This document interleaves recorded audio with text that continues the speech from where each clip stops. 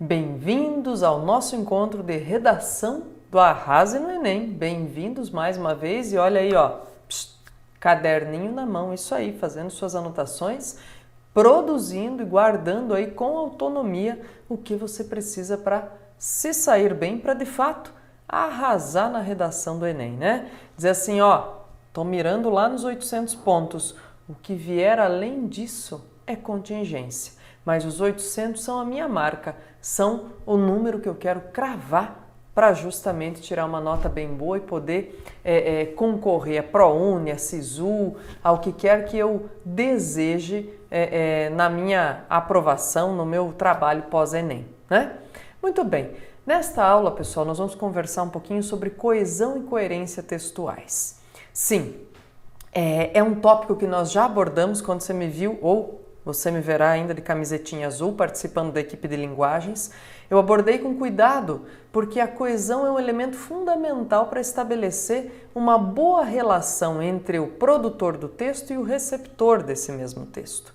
E a coerência também, só que a coerência é mais implícita, ela tem a ver mais com uma, eu nem diria esperteza, mas eu diria um traquejo mesmo do uso da linguagem, do uso dos elementos recursivos que vão aparecer aí no texto, né? E nós vamos observar vários exemplos aqui, porque fazemos assim, gente. A coesão e a coerência são elementos que vocês vão aplicar e são competências avaliadas no Enem, na redação, mas são elementos também que vocês vão aplicar na prova de linguagens. Vai haver questão sobre isso. E aí, por isso eu estou fazendo questão aqui de dar nome aos tipos de coesão aí, porque de repente aparece uma questão na prova de linguagens que diz assim para você, a elipse, a coesão por elipse se fez em qual frase? Aí você fala, puta vida, o que é coesão por elipse? Nunca ouvi falar na vida, né? Então, vamos lá. São estratégias de que você pode lançar mão no seu texto, mas que guardando o nominho você também diz, opa, sei do que se trata e faz bem a prova de linguagens com esses nomes, ok? Então, bem-vindo, vamos lá, vamos trabalhar aí com os nossos elementos da nossa boa redação, Arrase no Enem, coesão e coerência. Bom, eu coloco um primeiro quadrinho aí para nós, para conversarmos um pouquinho justamente, pessoal, sobre essa ideia, né? Olha, o que é a coesão, como é que ela se estabelece num texto? Ela está justamente estabelecida, gente, por mecanismos dos mais diversos, e nós vamos ver quais são, mecanismos que garantem a articulação do texto em um todo significativo. Lindo e sintética essa definição, né? Só que assim, esses mecanismos vão aparecer de maneira muito diversificada. São palavras, são expressões, são pronomes, é a pura e simples omissão disso, são repetições, né, que vão garantir aí um tipo, uma maneira de progredir, de continuar o texto. Aliás, a coesão e a coerência, gente, são relações, são elementos que trazem muito do estilo do autor do texto, né? Elas mostram, elas proporcionam muito da nossa visão sobre o estilo do produtor daquele texto. A gente vai percebendo isso com clareza, com tranquilidade, né? E aí a coerência, gente, eu disse a vocês, olha, ela é mais implícita, a gente precisa de mais carinho e atenção para percebê-la no texto. Ela está relacionada a uma série de situações presentes no texto. Então, claro, a coerência está intimamente relacionada à coesão? Com certeza, mas não só. Eu posso ter um texto amplamente coeso, mas completamente incoerente. Ao passo que eu também posso ter um texto completamente coerente, mas sem elementos de ligação, sem elementos coesivos. Então isso pode acontecer. Que permite a interpretação de um conjunto de ideias em uma dada situação de comunicação. Tranquilo. Então, claro, a coerência depende da coesão? Depende. A coesão vai gerar coerência? Vai também. Mas a gente pode sim ter exemplos de textos que não trazem elementos coesivos e são coerentes, tá? Quer ver? Um exemplo que aparece em todos os materiais didáticos que a gente estuda é o texto chamado Circuito Fechado. E esse texto, ele vai sempre assim, né? Uma ação, ponto final, outra ação, ponto final. É assim, cama, escova de dente, banheiro, porta, gravata, trabalho. A gente consegue perceber o que? A coerência, a sequenciação de todos esses elementos, né? Percebe que ele está descrevendo o que? A rotina de uma pessoa acordando e indo trabalhar, né? Mas percebe também que não há um sequer elemento coesivo aí, tá? Então, também tem isso. O texto é coerente, a gente entende a mensagem, mas não tem elemento coesivo. Isso pode acontecer, tá? Agora, olha só, disse para vocês que eu ia dando nome aos bois aí, nome aos tipos de coesão aí pra gente ir conversando, né? Nós temos aí, pessoal, essa primeira coesão que se chama referencial. O que ela é? Como é que ela se faz? Ela é estabelecida por um processo de retomada ou referência a elementos que já apareceram ou que aparecerão no texto ainda, né? Ou eles já apareceram e eu estou retomando, ou eles aparecerão no texto ainda. De que jeito? Como é que eu faço isso? Como é que eu percebo? Olha, gente, ela é feita por pronomes em especial, né? Em especial, essa coesão, a referencial, é retomada por pronomes ou por sinônimos ou coisas nesse sentido. E eu coloco aqui, ó, catáfora e anáfora, por quê? Vamos colocar uma flechinha, ó. A catáfora e a anáfora, né? Vamos sublinhar aí, por quê? Porque são maneiras de se fazer coesão referencial, gente, para elementos ou que já apareceram no texto ou que ainda vão aparecer no texto, né? Então, catáfora ou anáfora. Catáfora para o que já apareceu, anáfora para o que vai aparecer. E olha só, eu coloco como exemplo aí uma tirinha, uma chargezinha, até a gente pode chamar aí, né? Como ela não está em quadrinhos, eu posso chamar de charge. Do Bennett, do chargista Bennett, e olha o que ele faz. Ele põe linguagem verbal e não verbal. Aqui nós precisamos medir as duas coisas para entender, né? Linguagem não verbal. Um dono passeando com um cachorrinho e dois gatos observando aí. E um dos gatos diz o seguinte: a prova de que eles não são inteligentes é que o melhor amigo deles é o homem. Olha só, quem são esses eles? Claro, eu tenho o que aqui? Uma referência que vai depender do quê? Do que eu enxergo aqui, né, gente? Vai depender da linguagem não verbal também. Por quê? Quem que são esses eles? Eles estão generalizando os cachorros, né? Eles estão generalizando os cães e dizendo, olha, eles quem? Pronome referencial, né? Que vai retomar ou fazer referência a algo que não apareceu no texto, mas que fica explícito pelo texto não verbal. Então também, né, gente, não é só no texto verbal que a coesão e a coerência fazem diferença, mas no texto não verbal, na relação que a gente estabelece nas tiras, nas charges, ela fica muito explícita e evidente, né? E necessária, por assim dizer também. Ok? Muito bem. Agora, outro exemplo, gente. Veja lá. A coesão lexical. Coesão lexical, ela se faz pela reutilização de palavras, pelo uso de sinônimos ou expressões equivalentes para substituir termos já usados. Olha lá, como assim? Bom, eu peguei aqui um texto, pessoal, que já caiu no Enem, é de uma questão do Enem, e que trouxe exatamente essa ideia da coesão lexical. Vamos observá-lo e perceber aí qual era a pergunta também. Diz assim, ó. Filho de engenheiro, Manuel Bandeira foi obrigado a abandonar os estudos de arquitetura por causa da tuberculose. Mas a iminência da morte não marcou de forma lúgubre sua obra, embora em seu humor, olha lá, vamos sublinhando aqui, ó, sua obra, seu humor lírico haja sempre um toque de funda melancolia e na sua poesia haja sempre um certo toque de morbidez, até no erotismo. Tradutor de autores...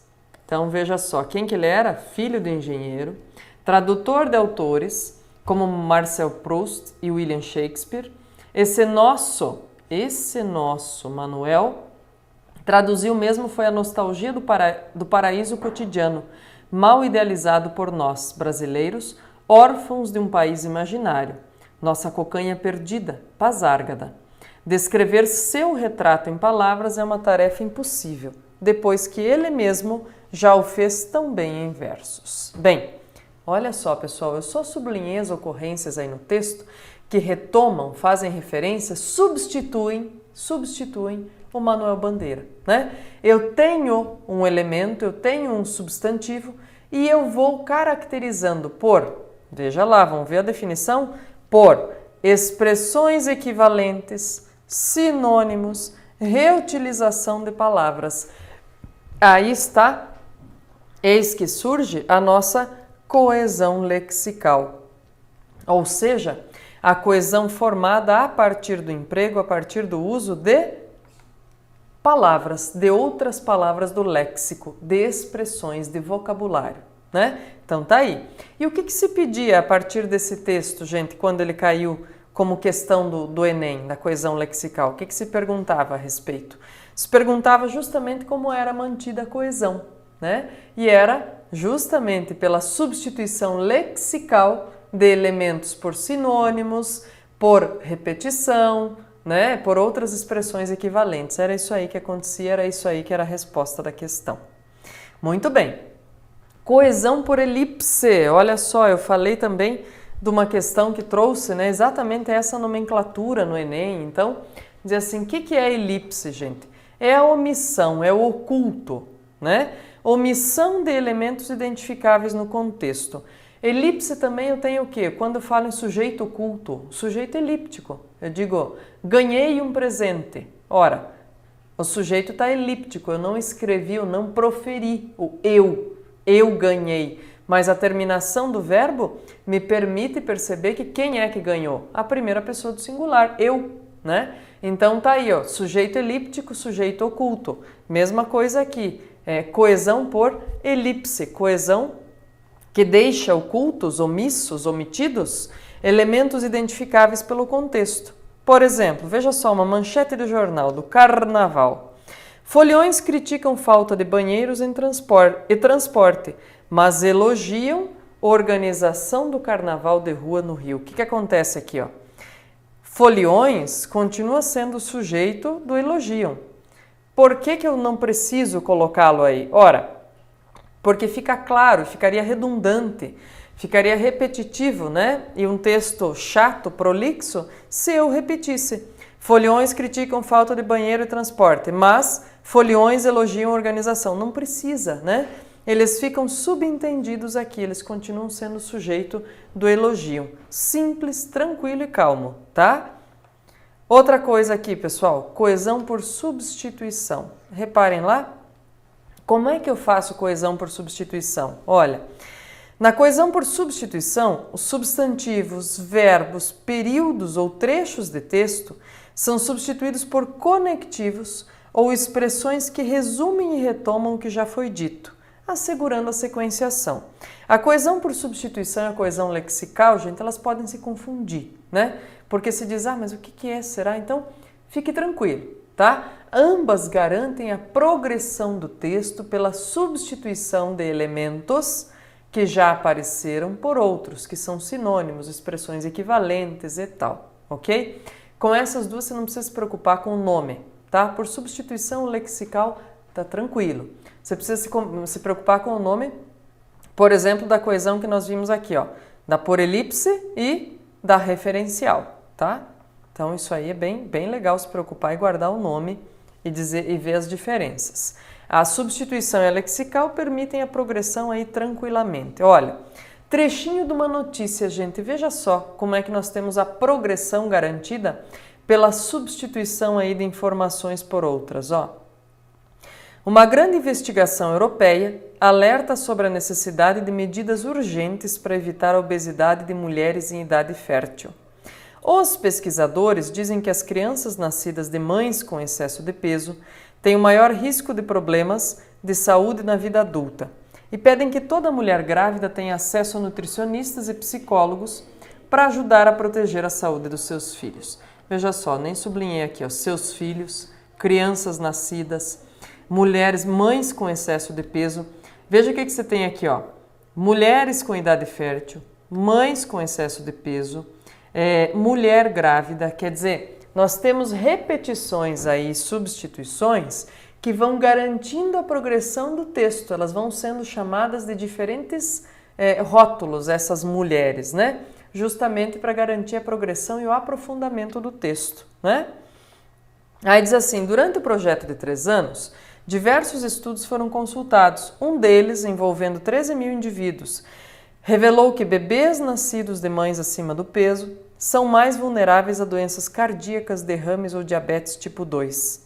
Outra análise revelou que mulheres obesas tinham uma dieta rica em gordura saturada e pobre em vitaminas e minerais durante a gravidez, em comparação com mulheres magras.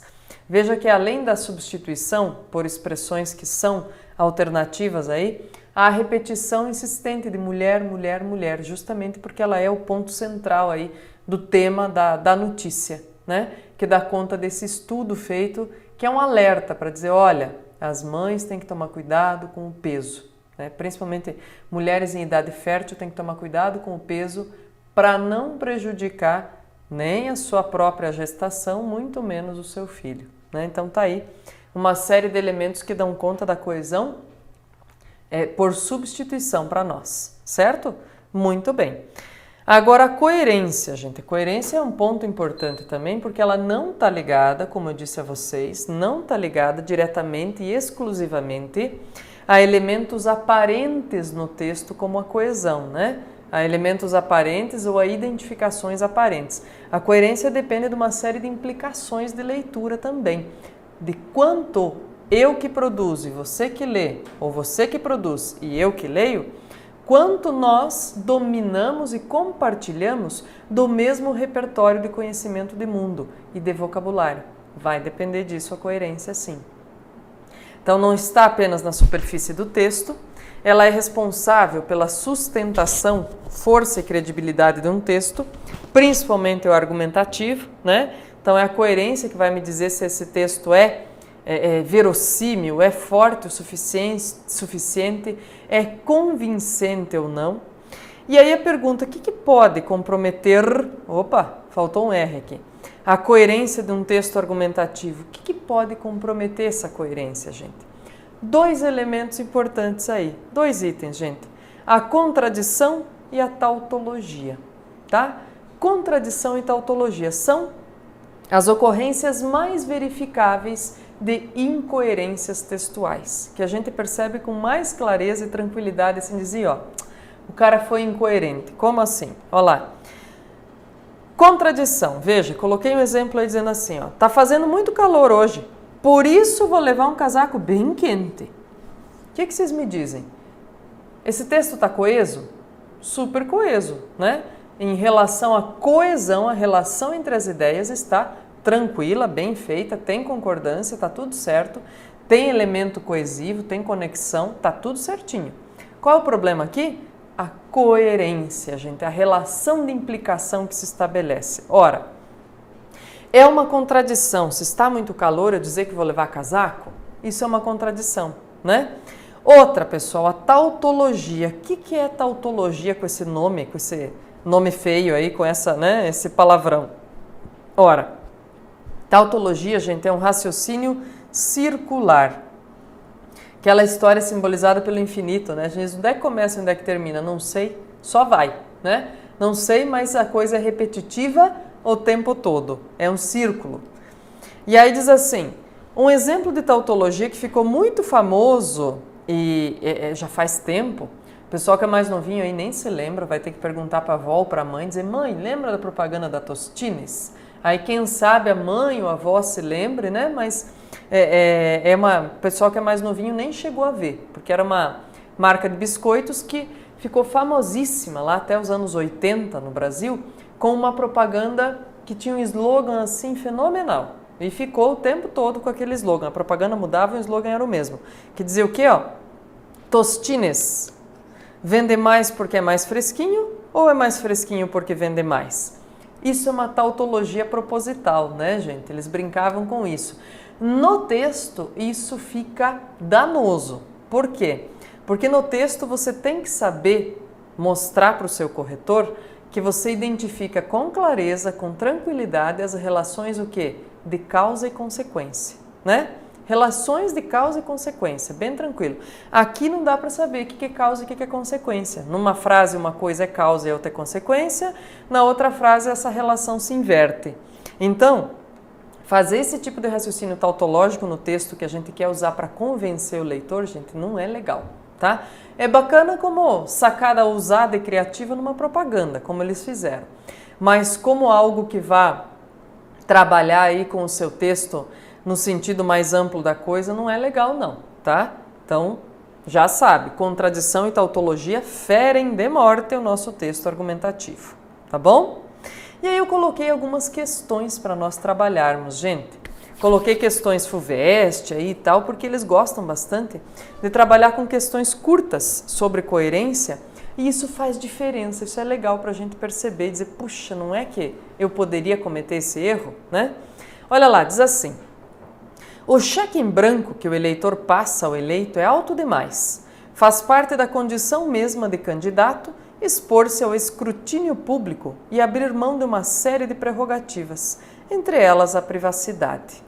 Bene, dá uma olhada aí. Ó, diz assim, é um trechinho, né, que é um trechinho de uma carta de leitor, tá? Do painel de leitor do jornal Folha de São Paulo. Alguém se posicionando, tratando aí dos resultados de eleições, né? Dizendo, olha, o cheque em branco que o eleitor passa a quem foi eleito é muito alto, é alto demais. Veja, diz assim na letra A: tem algum problema de coerência na expressão alto demais, dado o contexto linguístico em que ela ocorre? Veja lá, tem algum problema de coerência? Tem, né, pessoal? Embora a gente entenda a intencionalidade de quem escreveu isso, de quem se posicionou dessa maneira, veja, se é um cheque em branco, se eu te dou um cheque assinado em branco, o valor é você que preenche. Eu não sei se é alto demais ou não é, né? Então, claro, no contexto linguístico em que ela ocorre, veja, no contexto linguístico, não é no contexto social, né? No contexto social nós entendemos, dizemos assim, olha, verdade, o valor aí ultrapassa, mas no contexto linguístico, veja só, a expressão cheque em branco e alto demais, as duas expressões são incoerentes aí na mesma frase. Por quê? Porque se é em branco, eu não sei qual é o valor, tá? Não posso dizer, não posso afirmar, não posso relacionar a expressão alto demais ao fato de ser um cheque em branco. Então, anote aí, justifique. Qual é no texto a relação de sentido entre prerrogativas e privacidade? O que é uma prerrogativa, gente? Prerrogativa é uma condição, né? Eu digo, olha, isso, por exemplo, eu digo para você assim, ó, para tirar 800 pontos na redação do Enem, há uma série de prerrogativas a que você deve obedecer. Há uma série de condições, né, para isso a que você deve obedecer. Há uma série de ações que você deve realizar, ok? Ok, tranquilo. Então tá aí, ó, condições. Diz, ó, uma série de condições, entre elas a privacidade. Qual é a relação de sentido? Veja, prerrogativa é o sentido mais amplo, mais geral, né? É o hiperônimo que a gente chamaria aí. E ele está colocando como hipônimo ou palavra específica do conjunto de prerrogativas a privacidade. Então, a relação aqui é do geral, né, das condições gerais, para um exemplo de uma condição específica, tá? Do geral para o específico, tranquilo ali, ó. Veja como fica fácil conversando, a gente vai entendendo essas situações de coesão e coerência, né? Outra lá, pessoal, ó, trechinho muito interessante, aliás, vou sugerir a vocês, viu? Esse cara aqui deve ser lido, tá? Ele escreve com alguma frequência na Folha de São Paulo, o Drauzio Varela, às vezes ele tem colunas semanais, às vezes quinzenais, mas as colunas mais antigas também merecem leitura, viu? Ele trata de uma maneira muito didática de situações, problema, relacionadas à saúde dos indivíduos no Brasil e no mundo. Atribuir ao doente a culpa dos males que o afligem é procedimento tradicional na história da humanidade. A obesidade não foge à regra. Na Idade Média, a sociedade considerava a hanseníase um castigo de Deus para punir os ímpios. No século XIX, quando proliferaram os aglomerados urbanos e a tuberculose adquiriu características epidêmicas, dizia-se que a enfermidade acometia pessoas enfraquecidas pela vida devassa que levavam. Com a epidemia de AIDS, a mesma história. Apenas os promíscuos adquiririam o HIV. Coube à ciência demonstrar que são bactérias os agentes causadores de tuberculose e da hanseníase, que a AIDS é transmitida por um vírus e que esses micro-organismos são alheios às virtudes e fraquezas humanas. Infectam crianças, mulheres ou homens, não para puni-los ou vê-los sofrer, mas porque pretendem crescer e multiplicar-se como todos os seres vivos. Tanto se lhes dá, se o organismo que lhes oferece condições de sobrevivência pertence à vestal ou ao pecador contumaz. Mais um alerta aqui, pessoal. Professora, tem muita palavra difícil nesse texto. Por isso que eu disse a você, dicionário à mão, pessoal, tá? Dicionário à mão para a gente ir adquirindo esse tipo de vocabulário, porque é um vocabulário muito expressivo, muito importante. E são palavras delicadas, usadas no contexto específico, que fazem toda a diferença. São palavras técnicas, mas do ponto de vista técnico para o leigo, né? São didatizadas aí. Então, legal você conhecer e entender aí, por exemplo, não sei o que é contumaz, não sei o que é vestal. Vai lá no dicionário, acha o significado aí, tá? E adquira, guarde para você, inclusive para poder fazer esse tipo de comparação que ele fez aqui no texto dele, né? Muito bem. Olha a questão que se coloca depois desse texto. Crie uma frase com a palavra obesidade que possa ser acrescentada ao final do segundo parágrafo sem quebra de coerência.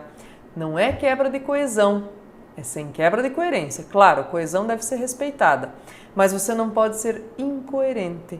Veja só, como é que ele termina? Ele diz, tanto se lhes dá, se é o organismo que lhes oferece condições de sobrevivência pertence à vestal ou ao pecador contumaz. A gente poderia dizer o quê? Algo do gênero, né? Com a obesidade ocorre a mesma coisa, né? Ou ocorre a mesma relação.